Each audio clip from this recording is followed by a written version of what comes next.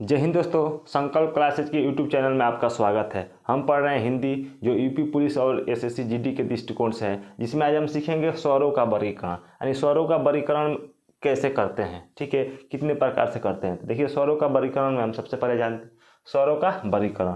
स्वरों का वर्गीकरण सबसे पहले उत्पत्ति के आधार पर।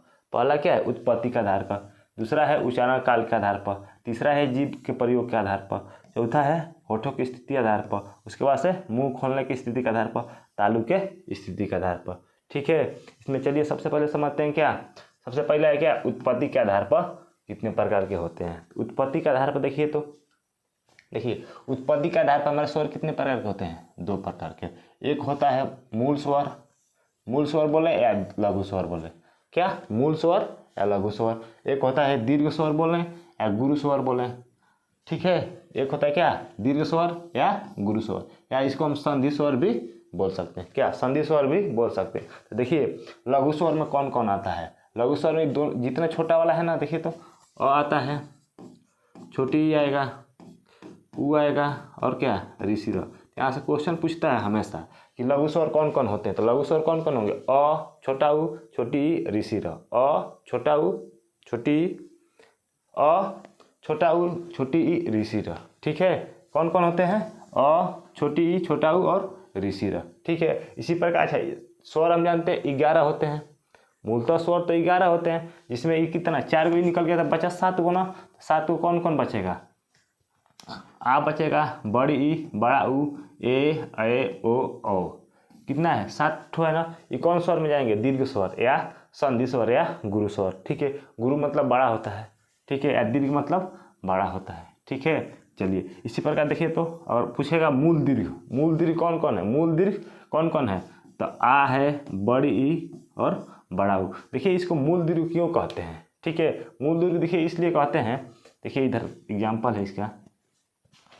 इससे आ है ना, तो आ हमको मिला है किससे बनकर? अ से बनकर मिला है, यानी दोनों सेम है ना। अच्छा, अ क्या है? अ हमारा मूल स्वर है ना। यहाँ देखिए तो मूल स्वर है ना अ। आ बना है किससे? अ प्लस अ से मिलकर क्या बना है? आ बना है ना। अ प्लस अ से मिलकर आ बना है। ये हमारा क्या है? मूल स्वर है, यानी मूल स्वर से मिलकर बना है ना। तो मूल स्वर से मिलकर बना है, इसे क्या बोलेंगे? इसलिए मूल दीर्घ बोलेंगे। एक तो दीर्घ स्वर है, दीर्घ स्वर में आएगा, ऊपर से क्या? मूल स्वर से बना है मिलकर, इसीलिए इसको क्या बोलेंगे? मूल दीर्घ बोलेंगे। ठीक है, इसी प्रकार ई प्लस ई मिलकर क्या? बड़ी ई बना है ना। ई प्लस ई मिलकर बड़ी ई बना है, तो ये भी क्या होगा? मूल दीर्घ में जाएगा। ठीक है, इसी तरह उ प्लस उ मिलकर बड़ा उ प्लस उ मिलकर क्या? बड़ा उ, तो ये भी क्या? मूल दीर्घ में। यानी मूल दीर्घ कौन कौन होते हैं? मूल दीर्घ कौन कौन होते हैं? मूल दीर्घ हमारा बड़ा आ हो जाएगा, बड़ी हो जाएगा और बड़ा उ हो जाएगा। ठीक है, अच्छा एक बात और देखिए तो, यहाँ से एक और क्वेश्चन पूछता है, सजातीय स्वर कौन कौन होते हैं। देखिए सजातीय मतलब सेम जाति से मिलकर बना। देखिए अ और अ दोनों सेम है ना, सेम चीज से मिलकर ही बना है ना। ई दोनों सेम चीज से मिलकर बना है ना। ई उ मिलकर बड़ा उ बना है, तो दोनों ही सेम चीज है ना, तो सेम है, इसलिए क्या बोलते हैं? इसको सजातीय स्वर भी बोलते हैं, क्योंकि ये सेम चीज से मिलकर बना है, इसे सजातीय स्वर भी बोलते हैं या मूल दीर्घ स्वर भी बोलते हैं। ठीक है, तो याद रहेगा क्या? सजातीय स्वर कौन कौन होते हैं? आ, बड़ी ई, बड़ा उ। या मूल दीर्घ स्वर कौन कौन होते हैं? आ, बड़ी ई, बड़ा उ। इसी प्रकार देखिए तो यहाँ देखिए, और बचा कौन? ए बचा है, ओ बचा है, आई बचा है और औ बचा है। इधर देखिए, अगर अ के साथ छोटी जोड़ेंगे, अ के साथ छोटी जोड़ेंगे तो क्या बनेगा? ए बनेगा। अ के साथ छोटा उ जोड़ेंगे तो क्या बनेगा? ओ बनेगा। अ के साथ ए को जोड़ेंगे तो आई बनेगा।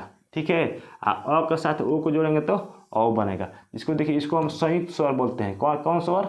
संयुक्त स्वर। इसको क्या बोलेंगे? ये चारों को क्या बोलते हैं? संयुक्त स्वर बोलते हैं। ठीक है, और एक चीज देखिए तो, इसको हम विजातीय स्वर भी बोलते हैं, क्योंकि देखिए तो ये अ है, ये ई है, दोनों अलग अलग है ना। दोनों मतलब अलग अलग है ना, अलग अलग से मिलकर ही बना है ना। यहाँ देखिए अ है, उ है, तो दोनों अलग है मिलकर बना है ना। यहाँ देखिए अ है, ए है, ये दोनों अलग है तब मिलकर बना है। इसमें भी दोनों अलग है, दोनों का ऐड हुआ है तो इतना बना है। तो दोनों अलग अलग यानी विजातीय स्वर कहलाएंगे। ठीक है, अलग अलग मिलकर बना है, इसलिए क्या बोलेंगे? इसको विजातीय स्वर भी बोलते हैं या संयुक्त स्वर भी बोलते हैं। ये दोनों सेम था, सेम मिलकर बना था, इसलिए इसे क्या बोलते थे? सजातीय स्वर भी बोलते हैं। यहाँ देखिए मूल स्वर 4 प्रकार के होते हैं। कभी कभी क्वेश्चन पूछे मूल स्वर कितने प्रकार का होते हैं, तो 4 प्रकार के। पहला अ, छोटी ई, छोटा ऊ और ऋषि र। जो यहाँ लिखा है ना मूल स्वर कितने प्रकार का, 4 प्रकार का, अ, छोटी ई, छोटा ऊ और ऋषि र। ठीक है, चलिए आगे देखिए स्वरों का। आगे देखिए तो संधि स्वर। क्या, संधि स्वर। ठीक है, संधि स्वर जो स्वर मूल स्वर को आपस में जुड़ने से बनते हैं अथवा 2 स्वरों के योग से बनते हैं उन्हें संधि स्वर या दीर्घ स्वर या गुरु स्वर कहते हैं। संधि स्वर 2 प्रकार के होते हैं, मूल दीर्घ तथा संयुक्त स्वर। मूल दीर्घ तो अभी बताया ना, मूल दीर्घ कैसे कौन कौन होता है, आ, बड़ी ई और बड़ा ऊ। ठीक है, अभी इसके बारे में बताया ना मूल दीर्घ क्यों होता है। इसी प्रकार संयुक्त स्वर दिया ना 2 स्वरों से, यहाँ देखिए तो क्या, संधि स्वर दिया है ना, जो स्वर मूल स्वरों के आपस में जुड़ने से बनते हैं उसे या अथवा 2 स्वरों के योग से बनते हैं उसे संधि स्वर कहते हैं। कि तो मूल स्वर को आपस में जोड़ने पर बने या कोई भी 2 स्वर को आपस में जोड़ने से बने उसे क्या कहेंगे, संधि स्वर कहेंगे। यानी सब किस में आ जाएगा, ये हमारा सब संधि स्वर में आ जाएगा। ये तो हमारा मूल स्वर से मिलकर बना है, इसमें 2 स्वर आपस में ऐड हुए हैं, 2 स्वर आपस में ऐड हुए तो बना है, यानी सब किस में जाएगा, संधि स्वर में जाएगा। ठीक है, इसमें भी बांटा गया है ना, इसमें भी बांटा गया है। इसमें देखिए तो कैसे बांटा गया है, ये सब तो किस में जाएंगे, संधि स्वर में। ये सब संधि स्वर में, ये सब हमारा जाएंगे किस में, संधि स्वर में। संधि स्वर में ई वाला पोर्शन किस में जाएगा, ई वाला पोर्शन हमारा किस में जाएगा, मूल दीर्घ में जाएगा ना, मूल दीर्घ में जाएगा ना। और ई वाला पोर्शन, इसको दूसरा कलर से लिखते हैं, ई वाला पोर्शन इसमें जाएगा, संयुक्त स्वर में जाएगा। ठीक है, यानी संयुक्त स्वर कौन कौन, ए, ऐ, ओ, औ। और मूल दीर्घ स्वर आ, बड़ी ई, बड़ा ऊ हो जाएगा। ठीक है, चलिए आगे देखिए तो आगे है उच्चारण काल के आधार पर स्वर के प्रकार। ठीक है, उच्चारण काल के आधार पर कितने प्रकार के होते हैं, तो देखिए उच्चारण काल के आधार पर हम 3 प्रकार। उच्चारण काल मतलब हम बोलने में जो समय लगता है उसके हिसाब से। ठीक है, तो पहला होता है ह्रस्व स्वर, पहला क्या, ह्रस्व स्वर। दूसरा होता है दीर्घ स्वर, तीसरा होता है प्लुत स्वर। पहला क्या, ह्रस्व स्वर, दूसरा दीर्घ स्वर, तीसरा प्लुत स्वर। ठीक, अब देखिए ह्रस्व स्वर का परिभाषा क्या लिखा गया है। ह्रस्व स्वर में परिभाषा क्या दिया है, देखिए दिया है कि जिन स्वरों के उच्चारण में कम समय लगता है, जिन स्वरों के उच्चारण में कम समय लगता है, मतलब कोई भी स्वर बोल रहे हैं जिसमें कम समय लगेगा। देखिए तो जैसे अ है, छोटी, छोटा ऊ, ऋषि र, इसको हम बोलने में ना मतलब 11 स्वर है ना, सबसे कम समय इन्हीं के चारों को लगता है, सबसे कम समय इसमें ही लगता है। तो कौन कौन है जी, अ है, छोटी है, छोटा ऊ है और ऋषि र है। ये चारों को क्या बोलते हैं, ह्रस्व स्वर बोलते हैं। अच्छा, ह्रस्व, ये चारों लघु स्वर भी बोलते हैं, पीछे बताए थे ना यहाँ पर, पीछे इसको लघु स्वर भी बोलते हैं। ठीक, चलिए ह्रस्व स्वर कौन कौन हो जाएंगे, ह्रस्व स्वर कौन कौन हो जाएंगे, अ, छोटी ई, छोटा ऊ और ऋषि र, क्योंकि इसको पुकारने में कम समय लगता है। जैसे देखिए तो अ, छोटी ई, अ, ई, उ, ऋषि र, तो कम समय लग रहा है ना। इसी प्रकार इसको देखिए तो दीर्घ स्वर का परिभाषा देखिए तो दीर्घ स्वर में दिया है कि इन स्वरों के उच्चारण में ह्रस्व स्वर के तुलना में अधिक समय लगता है। मतलब ये अ था, ह्रस्व स्वर में कौन था, अ था, दीर्घ स्वर में आ आया है, आ आया है ना। तो अ को बोल रहे हैं तो अ जल्दी बोल दे रहे हैं ना, लेकिन आ बोलेंगे तो अ से जितना बोलने में समय लग रहा है उससे ज़्यादा समय आ को बोलने में लग रहा है ना। यानी ह्रस्व स्वर के तुलना में इसको ज़्यादा लगता है ना समय।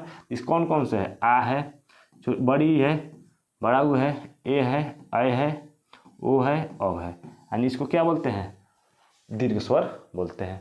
यानी ह्रस्व स्वर के तुलना में दीर्घ स्वर में ज़्यादा समय लगता है। ठीक, इस कौन कौन है, अ नहीं, आ, बड़ी ई, बड़ा ऊ, ए, ऐ, ओ, औ। ठीक है, हमारा कौन स्वर हो जाएंगे, ये दीर्घ स्वर हो जाएंगे। उसके बाद आता है एक प्लुत स्वर।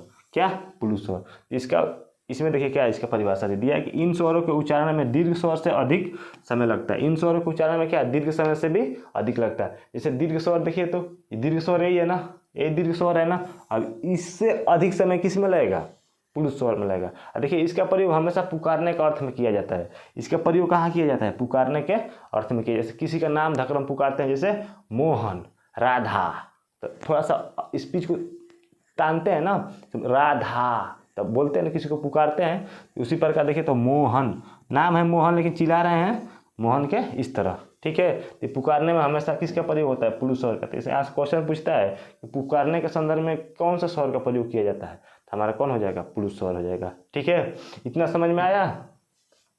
क्या सीखे, हस्व स्वर क्या होता है। हस्व स्वर में कौन कौन आया था, छोटी ई, छोटा ऊ और ऋषि र। और दीर्घ स्वर में आ, बड़ी ई, बड़ा ऊ, ए ओ औ। ठीक है, चलिए आगे देखिए। तो आगे हमारा जीभ के प्रयोग के आधार पर, जीभ के प्रयोग के आधार, जैसे मान लीजिए हमारा जीभ है, क्या जीभ है, ये जीभ है। ठीक, ये मान लेते हैं अगला भाग है, ये बीच वाला भाग है, ये पीछे वाला भाग है, यही है ना। ये हमारा अगला भाग है, मध्य वाला भाग है, ये पीछे वाला भाग है। ठीक, अगर मान लीजिए कोई स्वर हम बोल रहे हैं, ठीक है, अगर बोलने में, ठीक, अच्छा जीभ के आधार पर सबसे पहले देखिए 3 प्रकार का होता है।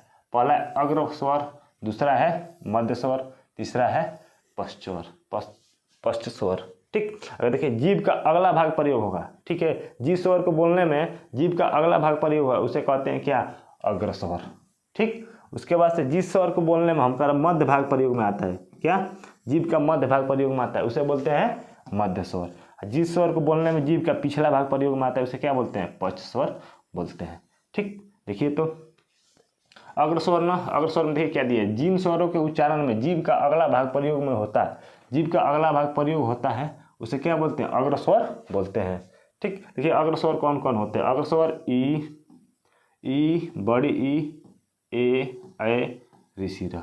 ठीक है, हमारा ये 5 को कौन सी में आता है, अग्रस्वर में जाता है। ठीक है, बोलकर देखिए तो ई, जीभ का प्रयोग हो रहा है ना, बड़ी ए बोलने पर जीभ का अगला भाग प्रयोग में हो रहा है ना, तो जीभ का अगला भाग प्रयोग में होगा तो कौन सा स्वर होगा, अग्रस्वर होगा, यानी अग्रस्वर समझ में आया। इसी प्रकार देखिए मध्य स्वर कौन कौन होता है। मध्य स्वर में देखिए बताया ना, जीभ का मध्य भाग प्रयोग में होता है, तो इसका देखिए परिभाषा देखिए, इस स्वर के उच्चारण में जीभ का मध्य भाग प्रयोग में आता है, प्रयोग होता है। ठीक, यानी जीभ का मध्य भाग प्रयोग होगा, इसमें एक ठो है मात्र, क्या है, अ है।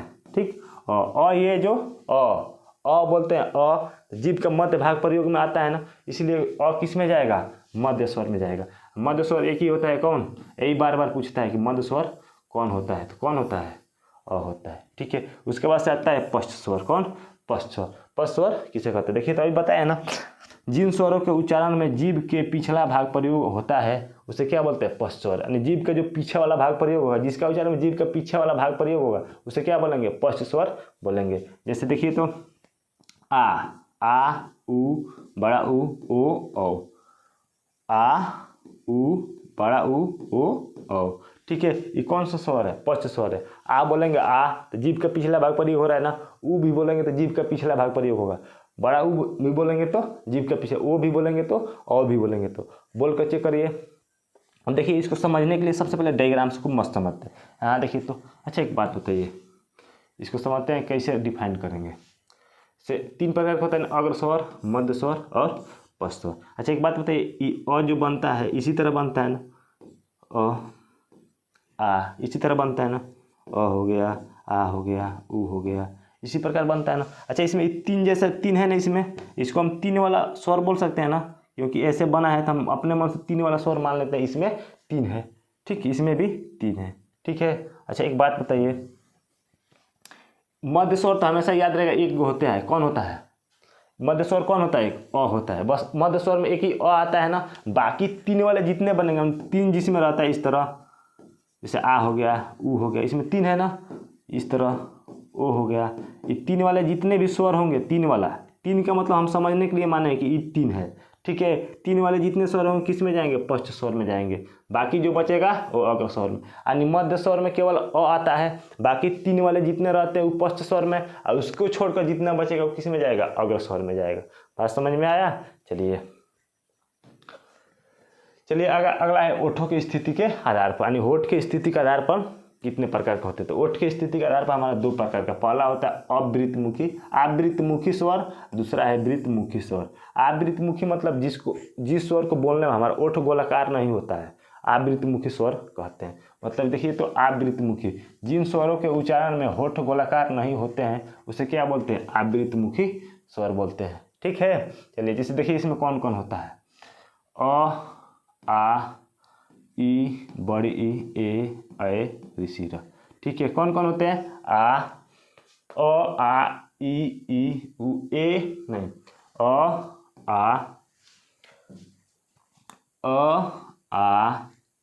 ई बड़ी ई ए ऋषि र।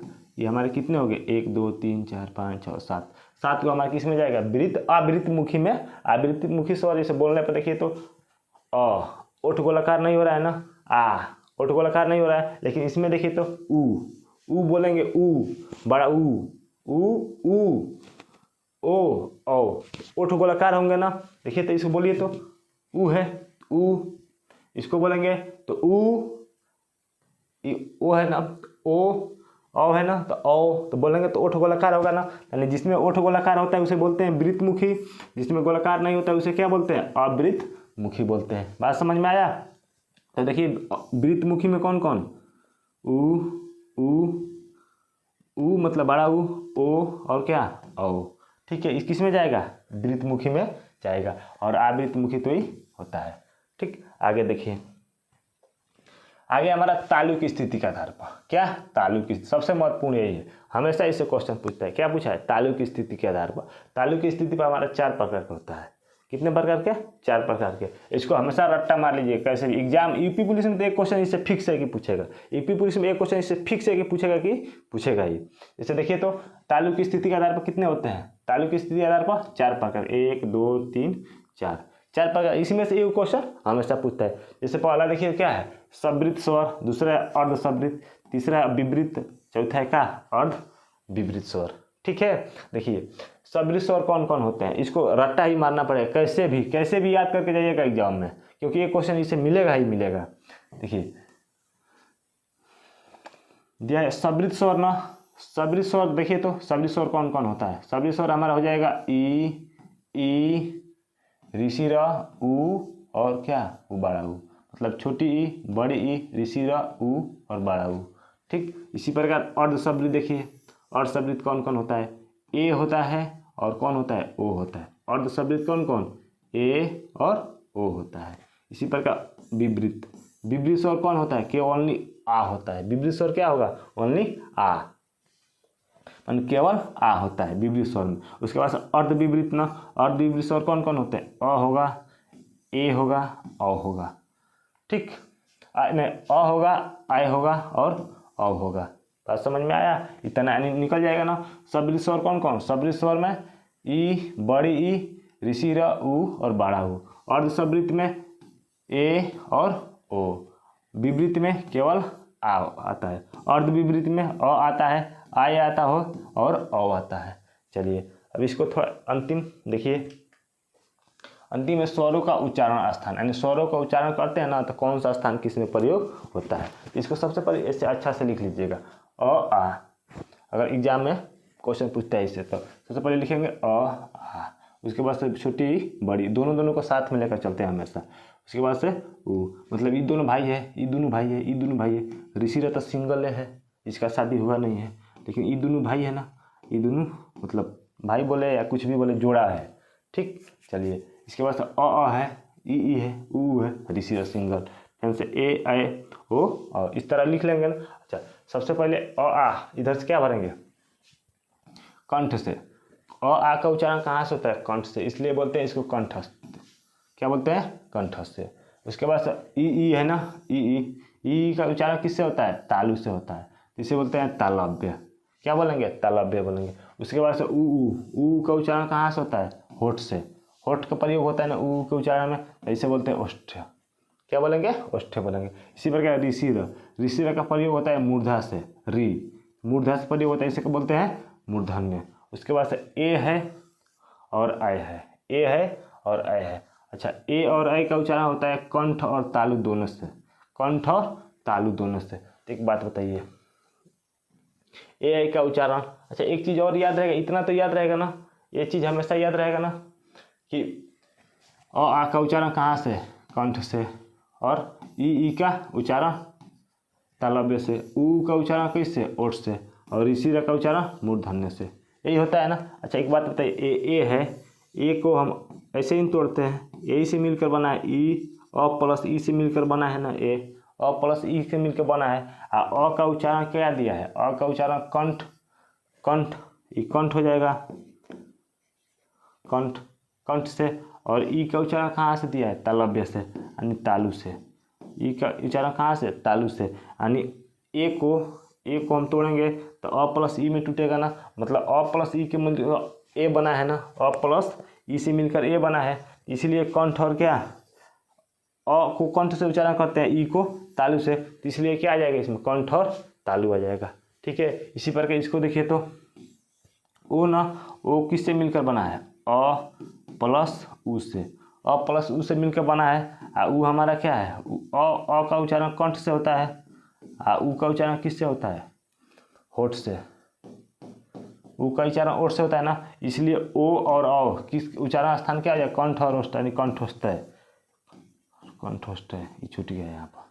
ठीक, चलिए ठीक है, आज के लिए इतना ही। अगर वीडियो अच्छी लगी तो वीडियो को लाइक कीजिए एंड चैनल को सब्सक्राइब कीजिए और वीडियो को ज़्यादा से ज़्यादा शेयर कीजिए। Thank you.